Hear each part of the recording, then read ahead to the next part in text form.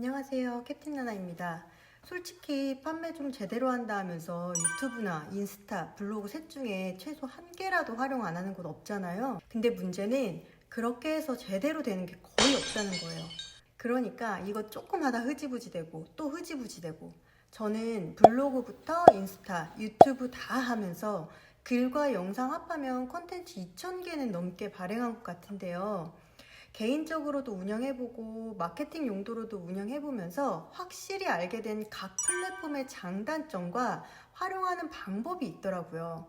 SNS 마케팅 하는데 잘 안 되던 분들 오늘 제 얘기 들으시면 나 이거 해야겠다 명확하게 알게 될 거예요. 우선 첫 번째로 성장 속도에 대해 말해볼게요. 내가 마케팅을 하려고 계정을 처음 딱 키우는데 유튜브나 인스타, 블로그가 계정을 만들자마자 막 잘 되지는 않잖아요.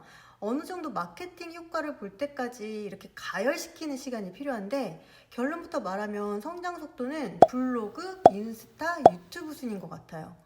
블로그랑 인스타가 약간 애매하긴 한데 난이도까지 따져봤을 때 경험이 없다는 전제로 같은 집중 시간을 쓴다고 하면 블로그가 더 쉽습니다. 우선 블로그는 키워드만 잘 골랐어도 아직도 들어갈 수 있는 빈틈이 많아요. 초반에 작은 키워드들만 잘 골라 쓰고 좀 꾸준히만 올리면 방문자 수 늘리는 게 어렵지 않단 말이에요. 게다가 이런 키워드들을 찾을 수 있는 도구에 대한 정보가 온라인에 정말 많거든요. 그러니까 조금만 공부하면 초보도 금방 적응할 수 있다? 하지만 결국 내 비즈니스와 연결 지으려면 글 내용이나 그런 것들도 물론 중요하겠죠. 하지만 성장 속도만 봤을 땐 난이도가 이 셋 중엔 가장 쉽다. 인스타는 로직도 계속 바뀌기도 하고요. 블로그나 유튜브처럼 내가 길게 말해서 설득할 수 있는 게 아니라 인스타에 맞춰진 컨텐츠로만 승부를 봐야 해서 생각보다 쉽지 않습니다. 물론 단기간에 성장 잘 시키는 분들도 있지만 아마 다른 것들을 키워봤거나 아니면 이전에 해봤기 때문일 거예요. 경험이 없는 조건에서는 적응이 좀 필요하다.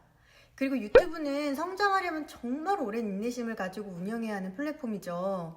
채널 신뢰를 쌓는데 가장 오래 걸리는 플랫폼이에요. 실제로 제가 직접 운영하면서 가장 오래 걸린 플랫폼이 유튜브였습니다. 뒤에 말하겠지만 만드는 시간도 오래 걸리는데 구독자 100명 만드는데 한 4개월 정도 걸린 것 같아요. 반면 인스타는 이 4개월 동안 5,000명 정도 만든 것 같습니다. 블로그는 뭐 한 달 정도부터 협찬받고 그랬던 것 같고요. 하지만 유튜브가 꾸준히 유지했을 때 가장 폭발적인 성장을 할 수 있는 곳이기도 해요. 또 이 외에 더 빠른 성장을 할 수 있는 SNS 마케팅은 요즘 핫한 스레드가 있어요. 하루 1, 2분씩만 써서 짧은 글로도 사람을 모을 수가 있어가지고 요즘 굉장히 핫한 플랫폼이긴 한데 그만큼 이 휘발성도 강하다는 단점도 있습니다. 두 번째 비교해볼 주제는 제작 리소스입니다. 이건 예상할 수 있듯이 유튜브가 가장 많은 리소스가 필요하고 블로그가 가장 적은 리소스가 들어가요. 인스타는 중간 정도로 가볍지만 컨텐츠에 따라 편차가 매우 크고요. 제가 처음 유튜브 할 때 주제 찾고 원고 쓰는데 한 2시간 정도 걸렸거든요. 그리고 썸네일 만들고 뭐 하는데 30분 정도? 가장 오래 걸린 건 편집인데요. 나중엔 편집을 외주주긴 했지만 초반엔 제가 직접 다 했단 말이죠. 그때 15분짜리 편집하는데 한 4시간씩 걸리더라고요. 대본을 읽고 멈추고 하느라 컷편집할 부분이 너무 많았고 편집 툴도 익숙하지 않았고요. 저는 프리미어 프로를 쓰는데 지금은 좋은 기능이 많이 생겨서 제 영상같이 이렇게 특수효과 많이 필요 없는 정보성 영상은 이제 1시간에서 1시간 반 정도면 편집 다 하는 것 같아요. 하지만 지금은 오히려 컨텐츠 정하고 원고 작성하는데 훨씬 더 많은 시간을 쓰고 있으니까 어쨌든 이 유튜브 영상 하나 만드는데 최소 5시간씩은 쓴다는 거죠. 인스타는 요즘 기준으로 릴스 하나 만들려면 기획 1시간, 제작 1시간 정도인 것 같아요. 가끔 아이디어가 너무 안 떠오르면 기획에서 한 2시간씩 잡고 있기도 한데 그래도 2시간 정도가 평균인 것 같습니다. 이 부분은 저보다 쉽게 올리는 분들도 많을 수 있는데 저는 쉽게 많이보다 좀 이런저런 시도를 해보는 편이라 기획 시간이 좀 길긴 해요. 그리고 블로그는 글 한 개 쓰는데 1시간에서 1시간 반 정도 처음에 걸렸던 것 같습니다. 근데 이제 키워드 5개 정도 미리 뽑아놓고 각 키워드에 맞는 글을 쓰면 되는데 솔직히 요즘 AI 도움도 많이 받을 수 있잖아요. 네이버에서 요즘 싹 다 걸린다는 이야기가 있는데, 그래도 도움을 받은 상태에서 제가 다시 각색해서 글을 쓰면 옛날보다는 글 쓰는 시간이 훨씬 줄어들더라고요. 사진이나 자료가 준비되어 있다면 훨씬 더 빨리 쓸 수 있고요. 글 5개 정도 쓰는데 한 2시간 정도 걸리는 것 같습니다. 근데 저는 글 쓰는 게 너무 어려운데요? 할 수 있죠? 물론 이것도 개인차는 분명히 있을 수 있습니다. 누구는 글 쓰는 게 편하고, 누구는 사진 찍는 게 편하고, 누구는 그냥 내가 나와서 말하는 게 편할 수 있으니까요. 하지만 셋 다 한 번에 하기 어려운 초보의 기준에서는요, 우선 텍스트 기반으로 연습해보고 확장해 나가는 게 이 SNS에 적응하기 수월한 스텝이 아닐까 생각합니다. 세 번째는 비즈니스 연결성인데요. 사실 우리에겐 이 부분이 가장 중요하죠. 결론부터 말하면 브랜딩이나 고가 제품, 서비스에는 유튜브가 강하고요. 그 다음이 블로그인 것 같아요. 인스타그램은 빠르게 제품을 노출하고 싶거나 저가녀 상품인 경우엔 아주 괜찮습니다. 우선 유튜브의 경우 긴 영상에서 이렇게 말로 설명을 하잖아요. 고가의 제품이나 서비스의 경우 구매 전까지 많은 고민을 하게 되는데, 이런 부분에서 우선 짧은 영상들보다는 훨씬 신뢰도를 쌓을 수가 있다는 거예요. 그리고 이렇게 말로 설득을 하다 보면 이성적인 정보뿐만 아니라 감성적 설득도 가능할 수 있고요. 블로그도 같은 맥락이에요. 블로그도 글로 길게 설득을 할 수 있는 구조죠. 게다가 필요에 의해서 검색해서 들어온 잠재 고객들의 가능성이 높기 때문에 구매 직전 단계의 고객을 잡을 수 있습니다. 신중한 비교나 설명이 필요한 제품이나 서비스일수록 확실히 전환율이 높을 수밖에 없겠죠. 반면 인스타그램 같은 경우 빠르고 반복적인 노출에 유리한 플랫폼이에요. 짧은 영상으로 충동 구매를 유도하기 좋은 구조죠.